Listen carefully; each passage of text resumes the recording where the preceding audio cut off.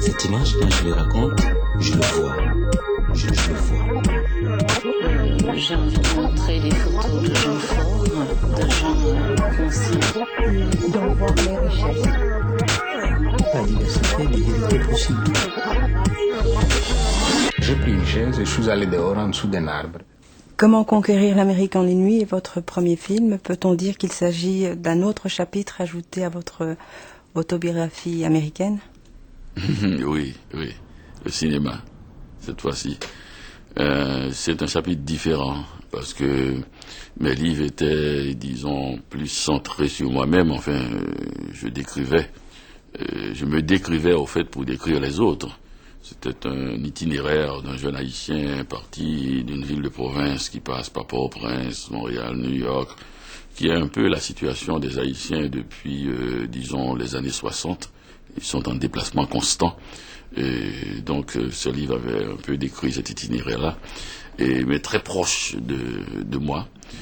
Alors que le cinéma, je déplaçais un peu l'angle. Au lieu de partir de moi-même, je pars des autres plutôt.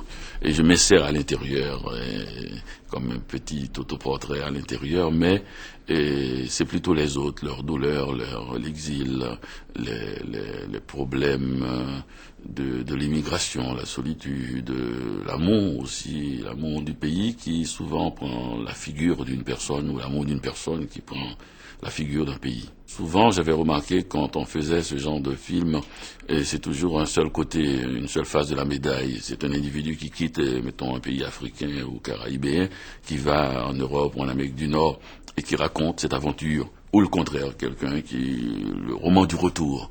Mais les deux dans la même soirée, dans le même moment, en même temps, et surtout se croisant et discutant aussi des problèmes qu'ils ont, ou encore des rêves qu'ils portent en eux. Oui, c'est différent. Tout ça, c'est à toi, j'imagine, hein? Maintenant, tu vas devoir partager avec moi. On est d'accord? Tu sais, Gégé, quand je suis arrivé ici, le gâteau était déjà coupé et distribué depuis longtemps. Et les miettes, hein? Les miettes. Je suis sûr que les miettes de Montréal sont plus grosses qu'un gâteau de Port-au-Prince. Expliquez-nous comment vous avez construit ces deux personnages, Gégé et Fanfan. Et bon, je les ai conçus aussi très simplement en termes d'apposition. Ils sont l'un en face de l'autre. C'est toujours dans mes livres, comme dans ce film, des structures excessivement primaires. C'est vraiment primaire. C'est un qui part, un qui revient, un qui déteste, un qui aime, un qui veut conquérir, un qui est abattu, un qui habite en haut, deux qui habitent en haut, deux qui habitent en bas, et le froid, le chaud, l'hiver, l'été continuel. C'est très très simple, mes structures. J'ai toujours pensé, en termes de style, à la structure des maisons japonaises, des coulisses à l'intérieur, très simple, très mobile en même temps. Ou à l'intérieur de cette structure simple et presque conventionnelle, j'ai mis plutôt un discours plus subversif. Au travers de Gégé, vous usez et abusez peut-être du cliché de l'homme noir désirant la femme blanche. La blonde. C'est pas la même chose. C'est une métaphore de l'Amérique, c'est un être de papier. C'est un cliché naturellement, mais il est poussé tellement à bout avec une telle candeur que ce qu'on a cru être un cliché, j'ai voulu...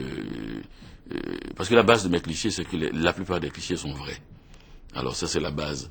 Et parce qu'on a tendance toujours à contrer les clichés. Alors je me suis dit, si je parle de la prémisse, la plupart des clichés sont vrais, et que je mets ça avec une candeur, une naïveté, et un langage si direct, ça devient plus un cliché. Parce que personne ne peut employer un cliché maintenant. Tout le monde a peur, tout le monde doit recouvrir ça de toutes sortes de gymnastiques. Et c'est pour ça, à la fin, c'est fini, une fin hollywoodienne, où la subversion, ce n'est plus... Et la subversion, c'est le cliché poussé jusqu'à son aboutissement. Et on devient tellement intello dans le sens négatif du terme que on peut pas, il y a presque personne qui peut faire un film avec une blonde, un noir qui veut une blonde et qui finit par un baiser. Donc c'est ça la subversion, c'est faire en sorte qu'il ait pu conquérir son rêve, que cela ne se finisse pas en queue de poisson un peu avec une analyse un peu intello pour dire oh, j'ai voulu blaguer au fait, j'ai peur. Et c'est ça, c'est ce côté frondeur. Je n'ai pas peur de mes clichés et de les pousser jusqu'au bout. Je suis en mission. Ah bon? Et c'est quoi votre mission? Je suis ici, monsieur, pour conquérir l'Amérique. Ah oui. Et est-ce que je peux savoir comment vous comptez vous y prendre? Simple.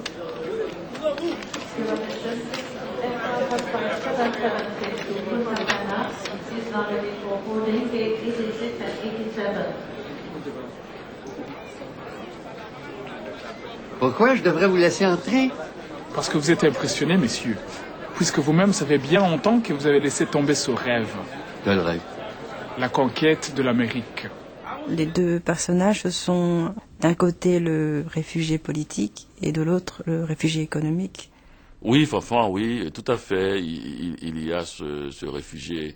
Mais quand même, quelque part, il n'y a plus de distinction. C'est parce que la situation politique s'est dégradée qu'il y a une situation économique désastreuse. C'est parce que l'économie s'est dégradée que la situation politique, c'est vraiment bonnet blanc et blanc bonnet, cette question-là. Mais c'est quand même les deux discours qui ont été portés durant les années 70-80. C'était le réfugié politique et le réfugié économique. J'ai voulu montrer que c'était la même chose. Au fait, ce qui porte les gens, en dehors des discours, et le dernier paradoxe de ce film, c'est un film fait de discours, au fait, mais au fait, pour casser les discours. Ce qui porte les gens en dehors des discours, c'est des choses de la vie réelle. C'est un rêve. C'est un vrai rêve qui habite l'autre. Le rêve, par exemple, d'aller en Amérique. Mais cette conquête de l'Amérique, c'est pas la conquête du territoire américain, c'est la conquête pour moi de soi. C'est la conquête de soi. L'individu, il arrive en Amérique comme Gégé, il a envie de faire comme il faisait en Haïti. Et c'est ça qu'il a reproché à Fanfan. Pourquoi tu n'es pas resté poète? Pourquoi tu n'as pas continué à écrire? Comment as-tu pu accepter cela? Parce que la vie en Haïti, c'est une vie magnifique, extraordinaire, sauf la misère, la famine, mais du point de vue culturel, Haïti, les types qui voyagent, Haïti n'a rien à envier à personne. La peinture est un art populaire en Haïti comme le football. Tout le monde fait de la peinture. Vous allez chez des gens qui n'arrivent pas à manger, qui ont de la peinture à l'huile sur tous les murs, parce qu'ils ont fait l'étoile, tout simplement. Et si vous allez en Europe ou en Amérique du Nord, chez les étudiants, même des classes moyennes, ils n'ont que des posters chez eux. Ils n'ont que des posters sur leurs murs d'étudiants, de chambres d'étudiantes. Donc l'idée, c'est un grand luxe de vivre avec de la peinture à l'huile dans sa maison, la peinture qu'un cousin a fait, même si ça coûte dessous. Donc la qualité de vie, la littérature, la musique, la qualité de vie est exceptionnelle. L'idéal, ce serait de vivre dans cette qualité de vie, mais dans une situation où la famine n'existera plus, où le minimum de confort matériel serait... Et c'est ça que Gégé reproche à Fanfan. Tu as le minimum de confort matériel. Comment? Donne-moi une explication. Comment ça se fait que tu sois dans ce trou-là, que tu n'aies pas continué à être le poète que tu fus? Et c'est ça, lui, qu'il veut faire comme changement. Oubliez la blonde.